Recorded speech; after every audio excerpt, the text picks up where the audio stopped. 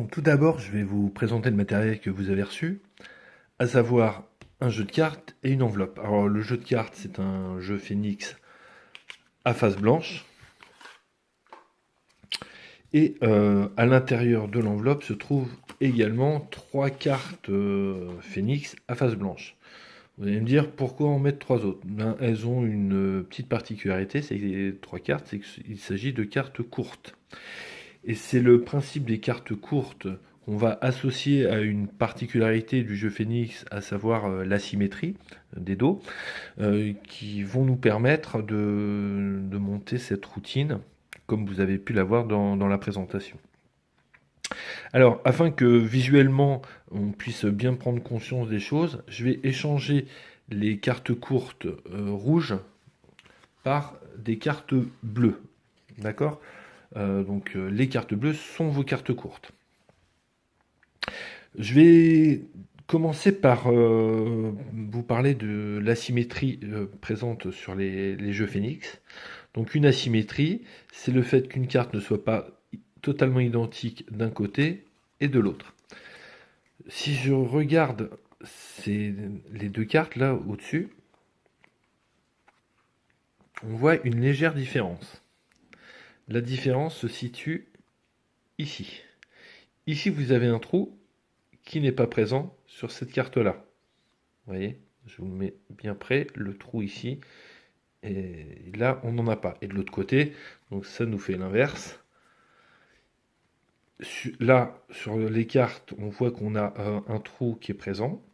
Sur celle-ci, elle n'y est pas. Donc, si je perds une carte inversée à l'intérieur du jeu, il suffit donc de faire défiler les cartes, et là je vais chercher une carte qui ne possède pas ce trou. Voilà. Et donc ça va se repérer assez vite. Vous voyez, tac, là on tombe dessus.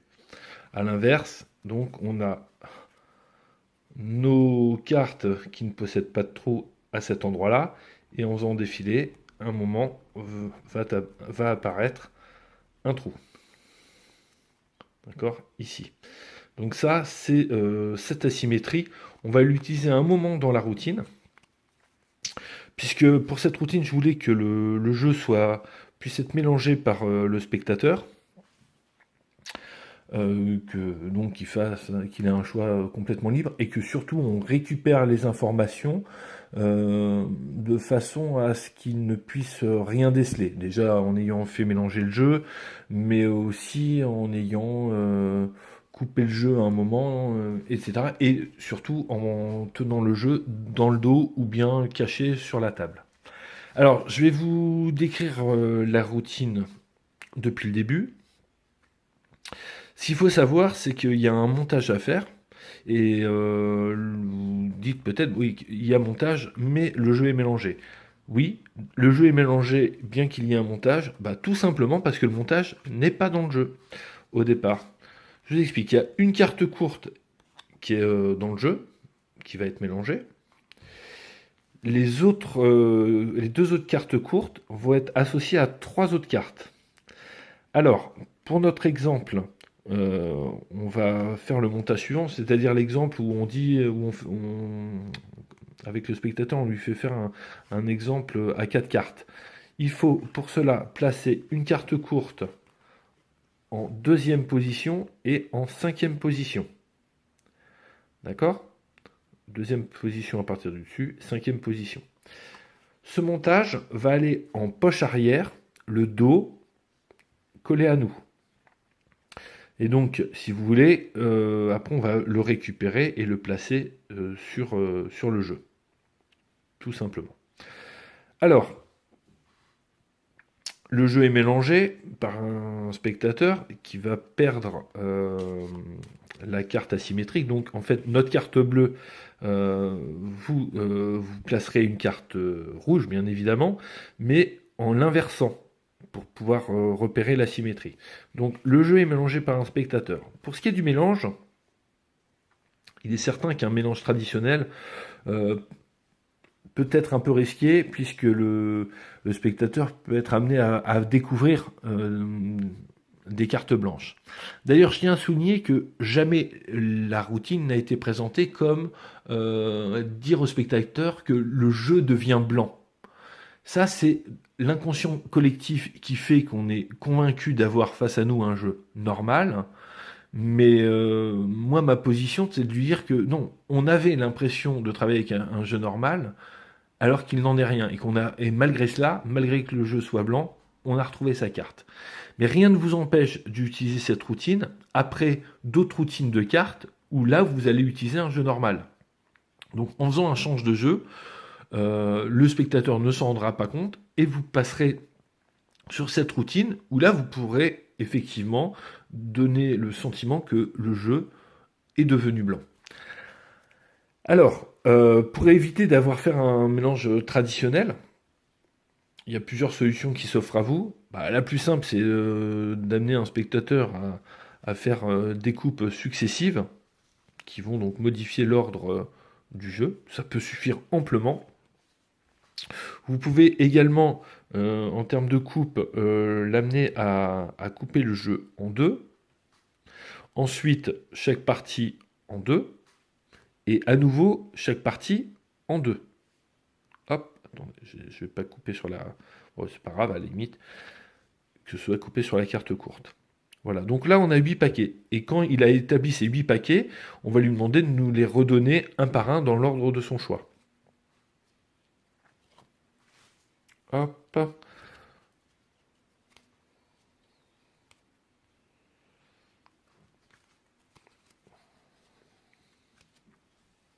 Voilà, donc là, il aura mélangé. On peut faire aussi un mélange machine à laver où on brasse les cartes sur la table. Mais si vous choisissez ça, il faut faire une modification sur notre carte asymétrique, puisque avec le bazar dans les cartes, on ne pourra plus se référer à la symétrie. Donc là, il faudra, avec un feutre rouge, faire, si vous voulez, un symbole rouge en haut à gauche, ici, et en bas à droite, ici. Comme ça, la carte, vous la retrouverez toujours. Mais ça, c'est seulement si vous faites le mélange machine à laver sur la table, que pas forcément nécessaire. Une fois que le jeu a été mélangé par le spectateur, vous devez faire en sorte de vérifier que la carte courte soit après la 17e position. Pourquoi est-ce important ? Puisque lorsqu'elle va faire ses choix, enfin, même plus précisément, après la 12e position. Voilà, ça suffit. Attendez, en fait, je vous dis des bêtises. Pas 12e, parce que je réfléchissais par rapport au montage. Non, 17e position, c'est bien. Il faut qu'elle soit après la 17e position. Tout simplement parce que si la personne choisit la carte la plus élevée en termes de points, à savoir le roi de carreau, on est sur 17 cartes. Donc, il ne faut pas que la carte courte soit prise dans les cartes qui vont servir au spectateur à identifier la carte qu'il a en tête pour les autres spectateurs. Donc là, vous voyez, là, j'ai un petit paquet de cartes, j'ai pas 17 cartes. Donc, si vous vous rendez compte de ça en ouvrant simplement le jeu devant votre spectateur, vous lui dites, écoutez, je vous invite à couper une dernière fois. Vous le faites vous-même. Hein. Donc, le jeu est coupé. Là, on est bon. Et la carte est bien après la 17e position. Donc là, on est tranquille. On verra tout à l'heure à quoi nous servira cette carte courte. Maintenant, vous allez lui expliquer que il va penser à une carte et que vous allez essayer de percevoir ses pensées et de retrouver sa carte dans le jeu. Mais que le jeu, vous allez le placer dans votre dos ou bien sur la table de façon cachée. Et c'est en lui expliquant cela qu'on va ajouter le montage au jeu, comme le jeu vient d'être mélangé. C'est-à-dire que, en fait, le jeu, vous l'amenez dans votre dos, ces cartes-là sont dans votre poche, et là, on va les sortir de la poche et les ajouter au-dessus du jeu, dans le mouvement de placer le jeu dans le dos et de le ramener devant. D'accord ? Une fois que le montage a été mis en place, on va pouvoir commencer à lui expliquer comment il va devoir procéder. Alors, petite illustration de la récupération du montage qui est en poche arrière après que le jeu ait été mélangé. Donc, le spectateur mélange le jeu et vous lui dites qu'il va penser à une carte et que vous allez essayer de prendre connaissance de sa carte et de la retrouver au sein du jeu. Et qu'il aura le choix entre vous dire de mettre le jeu derrière votre dos ou bien sur la table en l'ayant caché sur la table. D'accord? Donc, en faisant ce geste-là, vous récupérez le montage qui était dans votre poche arrière. Donc, au début du tour, j'ai ici le montage, donc avec les dos contre moi, dans ma poche arrière, mais caché. Je m'arrange pour un moment sortir les cartes de la poche, légèrement. Et donc, dans le mouvement de dire que je vais choisir soit de mettre le jeu dans le dos, soit devant, vous récupérez simplement le montage et vous présentez le jeu à l'avant. Voilà. Alors le montage qui est ajouté au-dessus du jeu, c'est-à-dire les 5 cartes, permettent de faire un exemple avec le nombre 4. D'accord? Si j'avais voulu faire un exemple avec le nombre 5, j'aurais mis 3 cartes entre les 2 cartes courtes. Un exemple avec le 6, j'aurais mis 4 cartes entre les 2 cartes courtes. Bref, entre les 2 cartes courtes, c'est votre nombre que vous allez prendre en exemple, moins 2. Voilà. Mais la première carte courte, de toute façon, est toujours en deuxième position. Pour simplifier les choses, moi je ne peux que vous conseiller de faire un exemple avec 4, comme ça le montage est celui-ci, à savoir en deuxième et en cinquième position pour les cartes courtes. Donc, ce montage va permettre de bien ancrer dans l'esprit du spectateur ce qu'il va devoir faire. Donc, vous lui expliquez que vous allez vous retourner et qu'il va montrer aux autres spectateurs quelle carte il a choisie en illustrant sa pensée par l'indication de la valeur et de la famille. À ce moment-là, il ne faut surtout pas oublier de lui dire que si la carte qu'il a en tête est une figure, le valet vaut 11, la dame vaut 12 et le roi vaut 13. D'accord? Pour les familles, libre à vous de choisir votre organisation. Pour ma part, je choisis l'ordre pique, cœur, trèfle, carreau que j'associe à 1, 2, 3, 4. Ce qui nous donne pique, une carte, cœur, 2 cartes, trèfle, 3 cartes et carreau, 4 cartes. Donc là, on explique au spectateur, si jamais vous avez en tête un 4, vous allez poser 1, 2, 3 et 4 cartes sur la table. Et après, vous poserez le reste du jeu par-dessus. Ça, c'est l'exemple que vous faites avant de vous retourner. Donc, le spectateur a bien vu ce qu'il devait faire. Vous lui expliquez qu'il doit aller assez lentement afin que tout le monde puisse bien voir le nombre de cartes qu'il pose, mais qu'il doit le faire le plus silencieusement possible afin que vous n'ayez pas de repère. Vous pouvez même sortir de la pièce, et si vous êtes dans un environnement bruyant, ça ne pose aucun problème. Donc pour l'exemple du spectateur, on va dire qu'il arrête son choix sur le 5 de trèfle. Vous lui dites donc qu'il doit indiquer la hauteur de sa carte.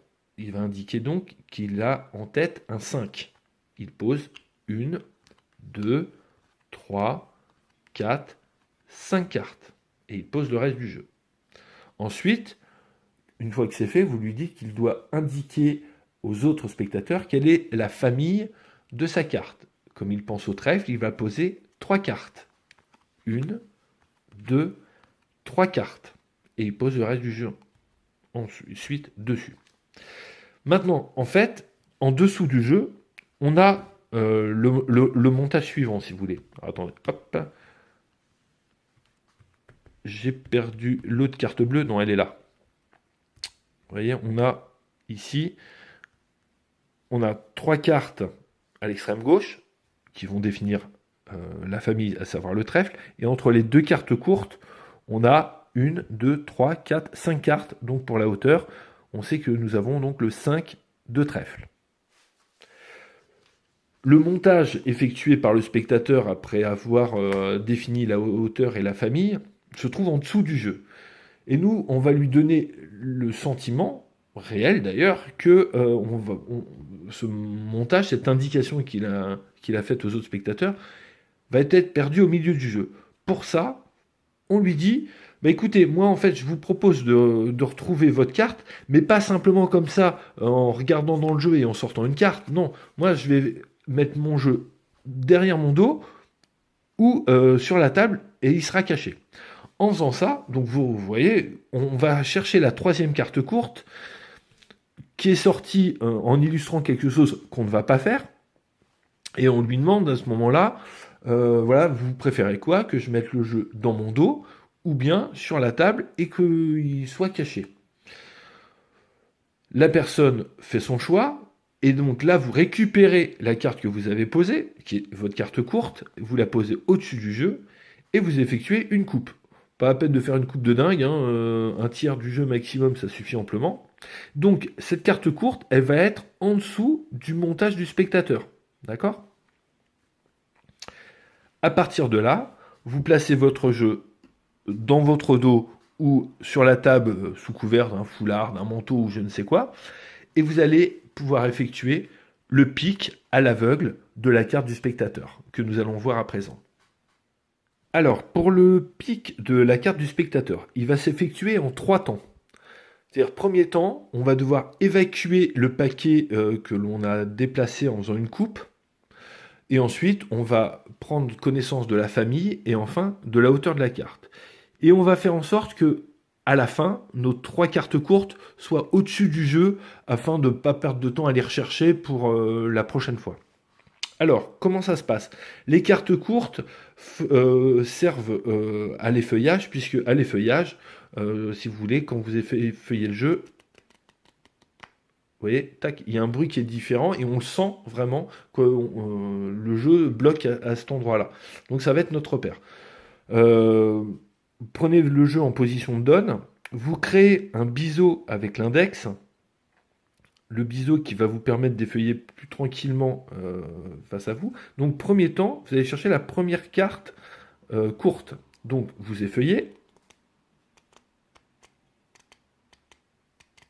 Tac, on tombe sur la première carte courte. Ce paquet, vous allez le mettre au-dessus.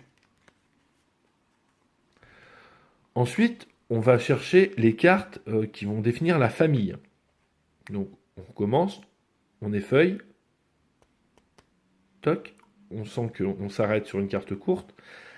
La carte courte, on la met au-dessus. Et ensuite, en main, on a entre 1 et 4 cartes selon la famille. Donc on va pouvoir les intégrer au milieu du jeu en les comptant au fur et à mesure. Donc on ouvre le jeu et on les place en les comptant. 1, 2, 3 cartes. Donc 3 cartes, je sais que c'est du trèfle. Et là, je referme mon jeu. Ces cartes ne sont plus utiles. Donc on retient le trèfle et maintenant on va aller chercher la hauteur. On effeuille une dernière fois, on crée notre biseau, on effeuille et on s'arrête à la dernière carte courte. Pour la dernière carte courte, elle est posée au-dessus du jeu. Et ensuite, on va compter en maintenant les cartes en dessous, combien on a de cartes. On a 1, 2, 3, 4 et 5 cartes. D'accord? Donc là, vous avez pris connaissance de la valeur de la carte et vos 3 cartes courtes sont au-dessus. D'accord? Vous allez prendre la carte supérieure, la poser à côté. Ça, c'est si vous êtes face, si le jeu est posé sur la table, et vous retirez de sous le foulard le reste du jeu. Et si c'est dans votre dos, eh bien, vous prenez une carte dans la main, le reste du jeu, vous venez le poser sur la table et vous présentez la carte unique que vous avez en main. Voilà pour le pic de la carte du spectateur. Alors, je voulais revenir sur le pic. C'est-à-dire que quand vous piquez l'information, alors vous allez voir qu'en vous entraînant, vous allez aller relativement vite et de plus en plus vite pour repérer la carte. Mais n'hésitez pas, bien évidemment, à essayer de ressentir les impressions par rapport à votre spectateur, ça permettra d'habiller le temps durant lequel vous allez chercher la carte. Donc dans un premier temps, là j'ai la carte qui a été sortie du jeu, la troisième carte courte qui est posée. Je fais ma coupe, voilà, et donc à ce moment-là, le jeu, on va dire qu'il est mis dans le dos. Donc quand il est mis dans le dos, tout de suite, vous repérez la carte courte qui vous permet d'évacuer la partie coupée. Pendant ce temps-là, vous dites à la personne qu'elle pense à la couleur de sa carte, et qu'elle se concentre bien sur cette couleur, qu'elle soit bien présente en elle. Pendant ce temps, vous effectuez également le pic de la deuxième partie, donc avec la famille, où là, vous posez la carte courte au-dessus, et au milieu du jeu, vous allez insérer les cartes en comptant, d'accord? Et donc là, vous en profitez pour lui demander de se concentrer sur sa famille.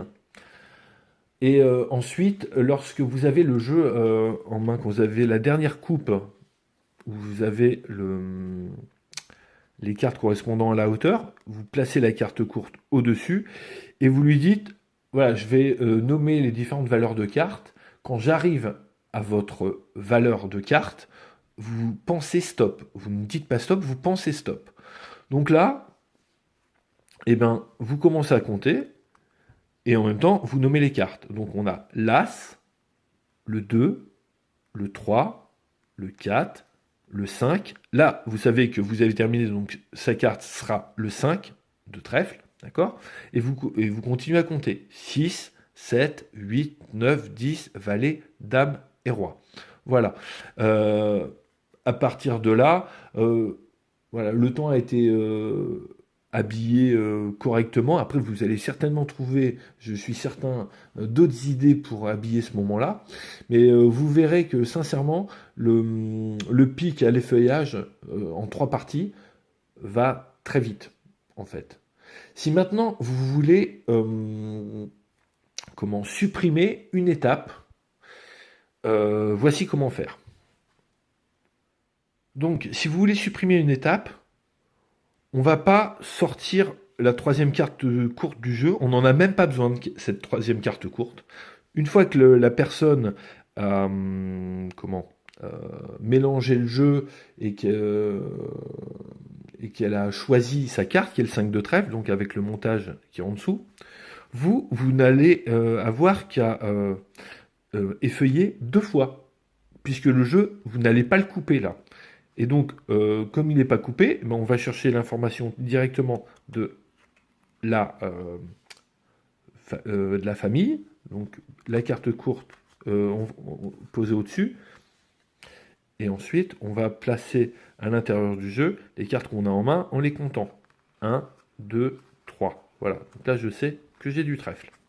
Et ensuite, on n'a plus qu'à effeuiller le jeu pour accéder à la carte courte qui va nous indiquer la hauteur. On place la carte courte au-dessus. Et là, on compte les cartes, comme tout à l'heure, 1, 2, 3, 4, 5. Donc là, vous n'avez que 2 étapes pour retrouver la carte, mais vous n'avez pas coupé le jeu une dernière fois. Donc après, c'est à vous de voir si ça correspond mieux à votre rythme avec 2 ou 3. Voilà. Une fois que vous avez dans votre dos le jeu d'un côté, une carte de l'autre, ou bien sur la table, vous avez une carte posée sous le foulard et vous avez sorti le jeu, vous expliquez à la personne, comme je disais tout à l'heure, je vous ai demandé de penser à une carte, mais cette carte n'existe que dans votre esprit. Elle n'a pas de résonance concrète. D'ailleurs, vous n'avez jamais vu le jeu. Et regardez, alors que cette carte-là est identifiée comme étant le 5 de trèfle, cette carte n'a jamais existé, puisqu'il s'agit d'une carte blanche. Et si cette carte est une carte blanche, il en est de même pour tout le reste du jeu, qui est totalement blanc, et vous pouvez l'examiner. Là, c'est un choix de ma part de ne pas donner cette idée de transformation de jeu normal en jeu blanc, mais vous pouvez présenter voilà, vraiment à votre sauce, surtout encore une fois si vous avez fait au préalable des autres tours avec un jeu normal. À présent, nous allons essayer de voir des petites variantes qu'on pourrait proposer pour donner d'autres couleurs à cette routine. Alors, la première variante qui est très simple, mais qui offre un autre regard sur le tour pour le spectateur, c'est qu'en fait, vous lui dites que vous n'arrivez pas à retrouver sa carte. Et donc vous venez avec le jeu. Bon là je vais écarter mes cartes courtes bleues, on n'en a plus besoin. Et donc vous présentez le jeu, vous faites un ruban et vous lui dites, moi je n'arrive pas à voir quelle est votre carte. Je vous invite donc à sortir une des cartes du ruban. La personne choisit une carte, elle la sort du ruban, vous refermez le jeu. Et vous lui dites, bah écoutez, est-ce que vous pouvez, je sais pas, noter dans votre téléphone la carte que vous avez choisie pour pas que vous changiez d'idée, ou bien l'écrire sur un petit bout de papier. Là, on peut lui donner un bout de papier. Voilà, vous gardez l'information secrète, mais c'est histoire que vous ne changiez pas d'idée. Donc vous avez sorti une carte du jeu, celle que vous vouliez. Là, vous avez noté la carte que vous avez choisie dans votre téléphone, ou là, la personne peut envoyer un message à une autre personne présente, enfin bref. Et vous lui dites, écoutez, là, vous avez sorti le 5 de trèfle. Et à ce moment-là, en fait, le spectateur va avoir le sentiment qu'il a retrouvé sa carte. Parce que là, vous jouez pas celui qui révèle une carte qu'il aurait eu en tête après mûre réflexion. Vous donnez l'impression de révéler la carte que le spectateur a sortie du jeu. Et ensuite, donc, c'est validé par le papier ou le message dans le téléphone. Et ensuite, vous enchaînez pour lui dire que, en fait, cette carte n'existe finalement absolument pas, ni ici, ni dans le reste du jeu, qui reste totalement blanc. Voilà. Donc ça, c'est une première petite variante. Une autre variante que j'affectionne tout particulièrement, c'est assez culotté, mais ça vaut le coup de s'y pencher. L'idée est toujours la même, d'essayer de retrouver la carte du spectateur, mais là, lorsqu'on ramène le jeu à l'avant, si on l'a dans le dos, ou bien qu'on le retire de sous le foulard qui est devant nous, on met le jeu en ruban, et il y a une seule carte face en l'air, c'est la carte du spectateur. Mais réellement, là, elle est plus à face blanche pour le coup. Pour ce faire, vous êtes toujours avec votre jeu blanc. Il va y avoir deux choses en plus, c'est-à-dire que au départ, vous placez votre carte de visite sur la table, sans y prêter réellement attention, et vous allez avoir besoin de 8 cartes supplémentaires. Alors déjà, lorsque vous invitez votre spectateur à penser à une carte, vous lui dites, bon, pensez à une carte, mais essayez d'être un peu plus original, parce que tout le monde choisit un as, donc pensez à autre chose qu'un as, il y a suffisamment de choix, et puis voilà, ça changera. Ça nous permet d'évacuer les as, et de nous retrouver avec 48 cartes. Vous allez me dire, 48 cartes, on est loin des 8 cartes. Et en fait, comme je vous l'ai dit, on va avoir que 8 cartes avec nous, à savoir le 3 de pique, le 6 de pique, le 9 de pique, la dame de pique, le 3 de trèfle, le 6 de trèfle, le 9 de trèfle et la dame de trèfle. Là, vous me dites, 8 cartes, mais ça ne va pas permettre de trouver les 48. C'est vrai. Sauf qu'en fait, ces cartes sont des cartes doubles. Derrière la dame de pique, il y a la dame de cœur. Derrière le 9 de pique, le 9 de cœur. Derrière le 6 de pique, le 6 de cœur. 3 de pique cache le 3 de cœur. Vous l'aurez compris, derrière les trèfles, on a les carreaux, à savoir la dame de carreau derrière la dame de trèfle, derrière le 9 de trèfle, le 9 de carreau, le 6 de carreau derrière le 6 de trèfle, et le 3 de carreau derrière le 3 de trèfle. Donc on a ici 8 cartes, mais qui peuvent permettre de révéler 16 cartes. D'accord ? Je vous explique comment ça fonctionne. Parce que là, vous me dites, oui, mais 16 cartes, on est encore loin des 48. C'est vrai. Mais on a deux cas de figure. Soit la personne pense à une des 16 cartes que l'on a, à savoir un 3, un 6, un 9 ou une dame, quelle que soit la famille, et on peut la sortir. C'est-à-dire que si dans ma poche arrière, j'ai à droite mes piques et mes cœurs, et de l'autre, à gauche, j'ai mes trèfles et mes carreaux, il suffit, je sais pas moi, que si la personne pense à une dame de pique, je la sors et je vais la glisser comme ça dans mon jeu, dans le dos. Si elle pense à une dame de cœur, je vais retourner la carte, je vais la glisser comme ça dans le dos. Effectivement, cette variante ne peut se faire qu'avec le jeu dans le dos. D'accord? Mais si elle ne prend pas, elle ne choisit pas l'une de ces 8 cartes, parce que en dehors de ces 8 cartes, on a quand même plein de possibilités. Alors, il y a une idée toute bête, c'est que, regardez, je vais prendre ce paquet-là. Cette carte-là, le 3 de pique, peut nous faire servir pour le 3 de pique, bien évidemment, mais aussi pour le 2 de pique et le 4 de pique.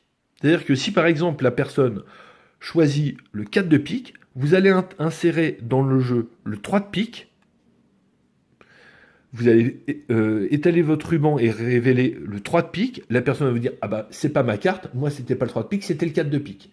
Et là vous lui dites « Mais j'ai pas dit que j'allais trouver exactement votre carte, puisque regardez, sur la table, derrière ma carte de visite, j'ai inscrit que à une carte près, j'allais trouver votre carte. » Et donc là, ça verrouille l'approximation de départ, puisque la personne qui a pensé au 4 de pique va se dire que vous le saviez, puisque même si vous avez mis un 3 de pique, vous saviez que vous étiez à une carte près. D'accord? Donc en fait, le 3 de pique permet de révéler le 2 de pique, le 3 et le 4. Le 6, le 6 permet de révéler le 5, le 6 et le 7. Le 9 permet de révéler le 8, le 9 et le 10. Et la dame, le valet, la dame ou le roi. D'accord? Donc, que ce soit juste ou à une carte près, ces 8 cartes peuvent vous donner toutes les solutions, à condition que vous ayez bien verrouillé le fait que la personne ne choisisse pas un as. D'accord? Autre petite précision, vous vous rappelez qu'il y a un montage dans la poche arrière au début du tour. Ce montage de 5 cartes, qui je vous rappelle est le suivant. On a une carte en deuxième position, une carte courte en deuxième position, une carte courte en dernière position. Ce montage, dans votre poche, je vous invite à le placer en hauteur et les autres cartes, vous les placez en largeur. Comme ça, vous avez un accès sans pouvoir vous tromper. Ou bien, vous placez ces 8 cartes-là en poche arrière et le montage, vous le placez entre votre dos et votre pantalon, ou bien dans la ceinture, de manière à ce que ça dépasse et avoir un accès facile. Voilà, ça c'était par rapport au montage pour pas qu'ils viennent perturber ces cartes-là, si jamais vous voulez utiliser cette version. Alors, pour ces cartes-là, deux solutions. Une est plus onéreuse que l'autre, puisque Card Shark fabrique des cartes double face qui diffèrent un peu de celles qu'on connaît habituellement, à savoir des cartes qui ont des points donnant un total de 13. Généralement, derrière la dame de trèfle, on a l'as de carreau. D'accord? Là, c'est pas le cas. On peut choisir des jeux où on a des figures identiques, trèfle associé au carreau et pique associé au cœur. Mais vous pouvez parfaitement vous éviter d'acheter un jeu comme celui-ci en créant vous-même vos cartes double face. Vous prenez les 16 cartes d'un jeu, les 3, les 6, les 9 et les dames, vous les collez 2 à 2, puisque de toute façon, cette carte ne sera pas laissée à l'examen. Vous faites votre ruban, la carte est révélée, on la sort du jeu, et ensuite, vous dites au spectateur, ce qui est dingue, c'est que vous ayez choisi cette carte-là, parce que, regardez, le reste du jeu est totalement blanc. Et là, le jeu étant totalement blanc, la personne, voilà, elle oublie un petit peu cette carte-là, de toute façon, elle l'a vue, elle n'a pas besoin de l'avoir en main. Si on veut pousser l'idée un peu plus loin, vous pouvez, si vous avez en votre possession un portefeuille avec un système de multi-sortie, hein, vous pouvez associer ces 8 cartes-là, enfin du moins la carte qui va être utilisée à votre portefeuille multisortie dans lequel il y aura 16 cartes normales avec un dos normal, et on range la carte qui a été insérée dans le jeu, on la range dans le portefeuille, et ensuite on ressort la vraie carte avec un vrai dos du portefeuille, et après on peut la laisser à l'examen, et on fait ça sur le temps où en fait la personne découvre que le jeu est totalement blanc. Donc là on est sur une version, vous comprendrez, qui est extrêmement proche, si ce n'est quasiment identique à Out of Sight. Donc c'est pour ça que je n'en parle que dans les idées complémentaires. Mais ça vaut le coup d'avoir 8 cartes double face comme ça, qui vous permettent de révéler tous les choix avec en plus, alors moi j'ai mis ça sur carte de visite, vous pouvez trouver une autre idée, à l'arrière où j'ai écrit à une carte près. Voilà.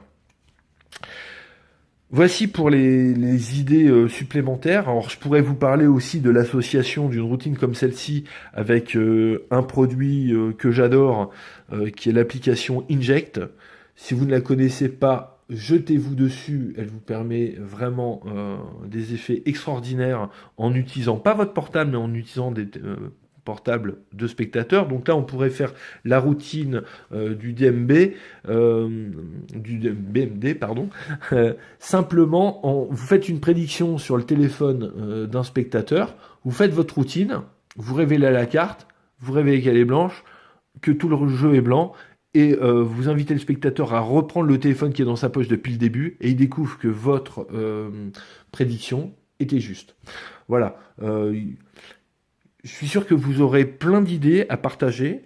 Si cela vous dit, je pourrais mettre en place un groupe Facebook pour qu'on puisse échanger différentes idées qu'on pourrait avoir. Et je suis convaincu qu'avec les 3 cartes clés, qui sont donc les 3 cartes courtes rouges et un jeu blanc, on peut faire plein de choses. En passant aussi, au lieu de révéler une carte, vous pouvez révéler une date de naissance. De la même manière, vous demandez à la personne d'identifier le jour, enfin le numéro de sa date de naissance, et ensuite le mois. Si par exemple elle est née le 7 mars, elle va mettre 7 cartes et ensuite 3 cartes. Et là, vous pourrez révéler une date, que ce soit la date de naissance ou autre chose.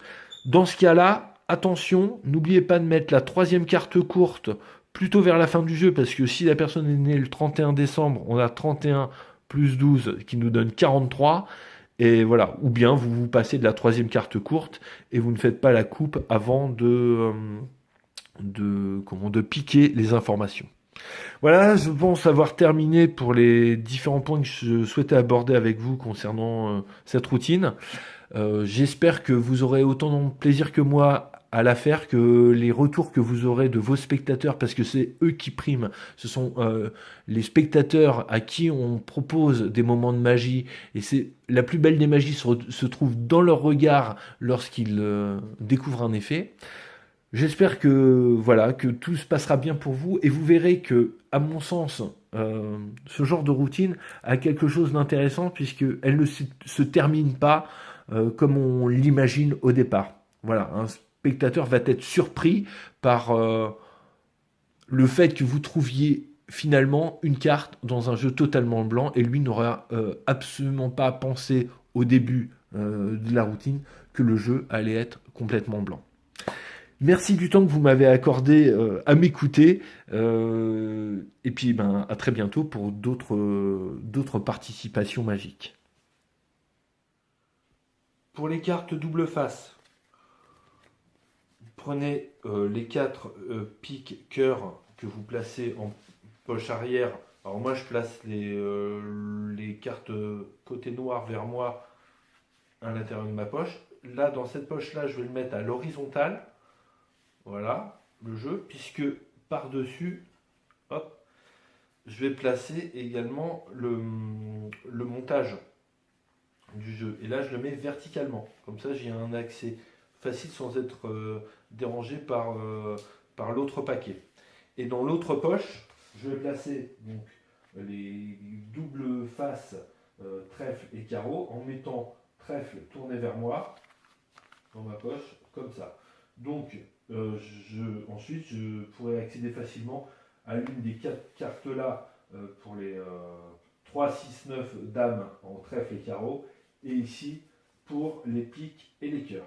Voilà, tout simplement. Et donc, vous retirez la carte nécessaire. Par exemple, je sais pas, personne vous dit le 6 de carreau. 6 de carreau, vous savez que c'est la deuxième carte qui est contre vous. Donc, vous prenez la carte et vous la tournez. Alors, ce qu'il faut savoir, c'est juste là, je la tourne, le noir est contre moi. Donc, je vais la placer comme ça à l'intérieur du jeu. Voilà.